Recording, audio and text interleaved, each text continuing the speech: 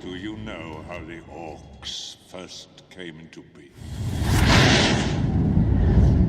Hey guys, and welcome back to Lord of the Rings Theory. Shout out to Phil for the video suggestion. Let's get right into this topic. Most of us are somewhat aware of the history of how orcs came into being. They were elves once.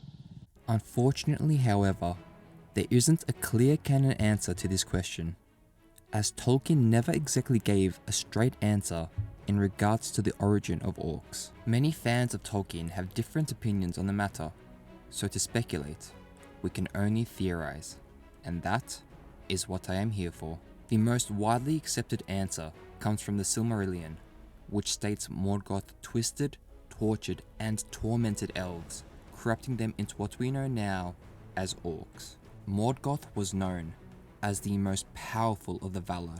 He betrayed his creator Eärendil, hence banished from Valinor. He went on to become the first Dark Lord of Middle-earth, raising the first fortress in the far north of Arda, known as Utumno. Within the fortress he multiplied hundreds of thousands of orcs to do his bidding. This is plausible since the elves were Eärendil's favourite children. It does make sense that Morgoth would turn the fair and wise beings into filthy creatures which serve a new Dark Lord. His tactics aren't exactly clear. However, since he was the most powerful of the Valar, it is safe to assume some form of dark magic was applied to the elves, for the purpose that the newly transitioned orcs would serve him unquestionably. I personally like the theory that he tortured the elves. The main reason for this is that I have believed it since I was 6 years old when I first heard Saruman mutter this to Lurtz in the Fellowship of the Ring. The problem is I want to believe this, so it is important that we explore other possibilities of the origins of the orcs to counteract my own implicit biases. As many Tolkien fans understand, the author did go back and forth on topics, and he never gave a clear, concise answer regarding the foundational origin establishments of the orcs. But the next theory to consider is perhaps orcs were fallen Maya, just like the wizards and Balrogs in Middle-earth, but the orcs would have been much less powerful. The original Maya orcs would have then reproduced both male and female orcs. Female orcs did actually exist in Middle-earth, however Tolkien never wrote about them, probably because their roles weren't too relevant to the story. There are other theories, such as Morgoth created orcs from mud, and they were originally men instead of elves. Keeping in mind, orcs were mortal, like men. There are several other theories out there. I just see these two as the strongest to consider, although they do have a few contradictions. The Maya theory doesn't have much supporting evidence, although it is still possible. I just haven't seen enough to push it through as a plausible theory.